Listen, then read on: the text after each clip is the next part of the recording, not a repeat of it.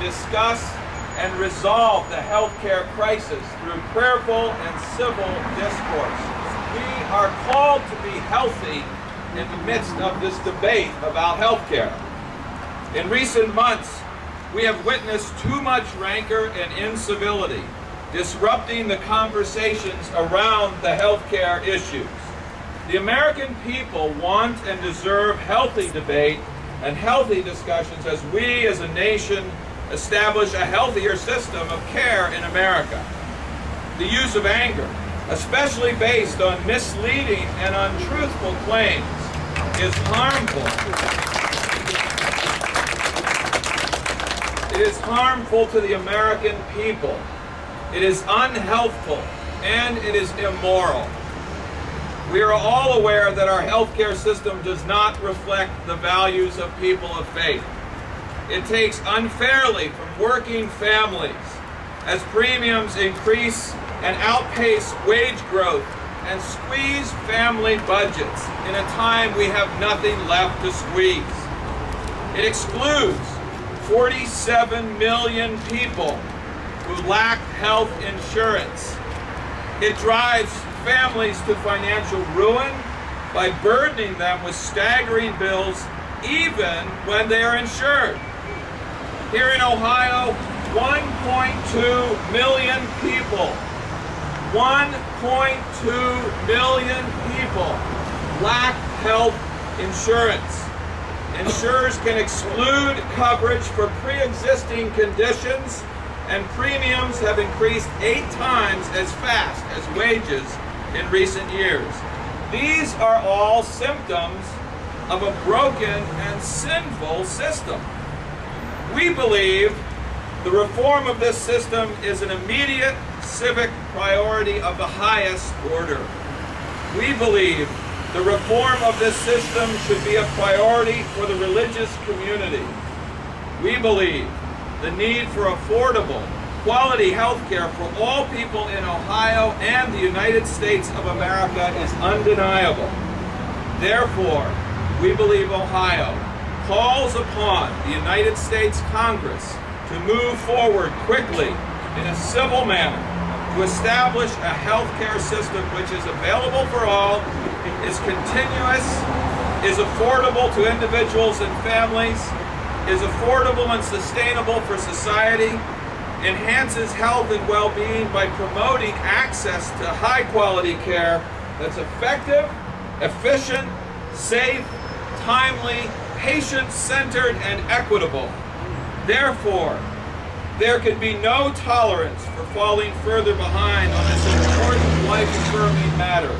We believe the time is now to fix this.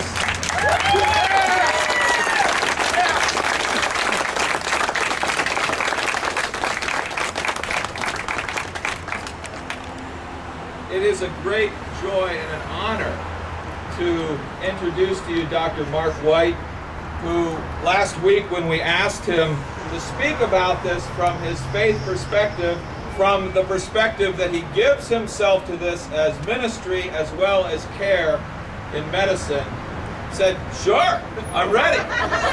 So let's see. All right, Dr. White. Good morning, all. Good morning. And I would like to first say that give honor to God and blessings for being here. We're dealing with a very critical and important issue of people's health in America. And we came to this community, my staff and I, we stepped out on faith and came to a community where health care is most needed. We deal with mind, body, and spirit. And if the mind is not good or the body's not, any of the three are out of sync, then there's a problem. And when there's a situation where health care, where people can't go and get health care, then there's a problem with the body. And from a spiritual standpoint, if the spiritual and the mind and the body are not connected, then we have a problem. And so we need to, first of all, look at our healthcare system and see what it's based on. And make sure that the healthcare system in America is based on spirituality as it relates to the mind, as it relates to the body. And that's what we do here at this Gateway Health and Wellness Center. We try to deal with the body, mind, and spirit. And that's where those three, if you have a disconnect between those three, then you have a problem. And that's the message that we want to send out to America today, that healthcare has to be available for people. It has to be available. We've had patients come in that have not been able to access the healthcare system for months.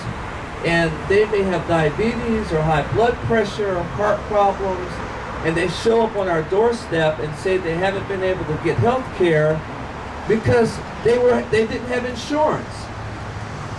And when they come to us, they come broken.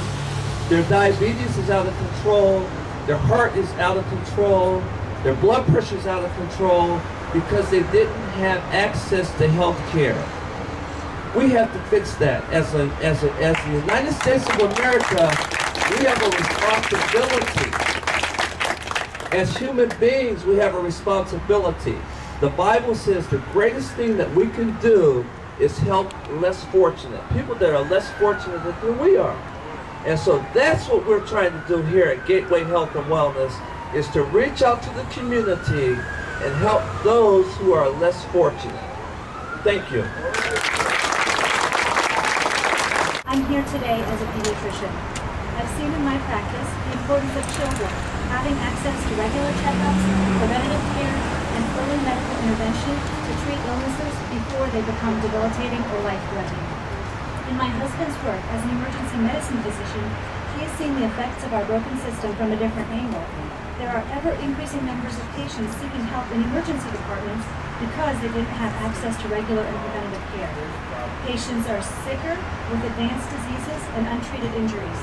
These injuries could have been prevented in many cases, and now that they seek help at a later stage, it's also more expensive for the system to deal with them. I'm here today as a Muslim. The sacredness of life and the responsibility of taking care of all of humanity are central tenets of my faith, Islam. The Quran defines the sacredness of each human life in chapter 5, verse 32, in which it teaches that to take one innocent life is as bad as if one has taken the lives of all of humanity. And to save one life is as good as if one has saved the lives of all of humanity.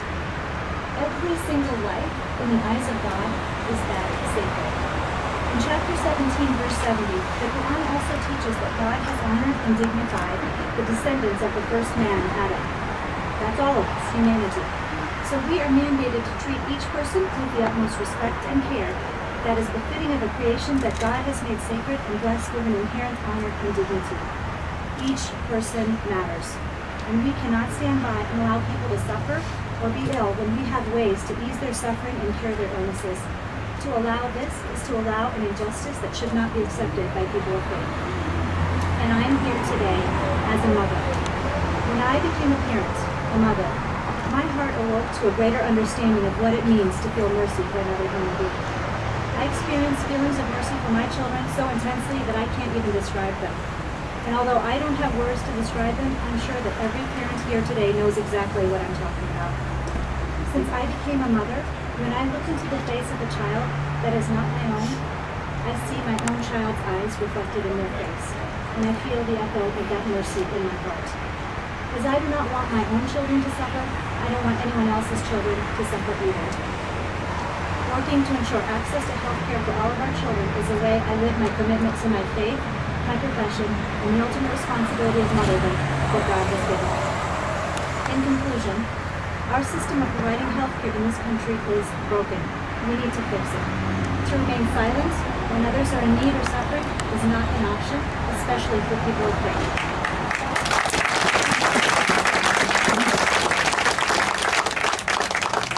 God calls on us to uphold the sacredness of each life, to honor the dignity of each person, and to take care of our neighbors. As a pediatrician, as a Muslim, and as a mother, I stand here today with my brothers and sisters from the community to call for a humane approach to healthcare reform. Thank you.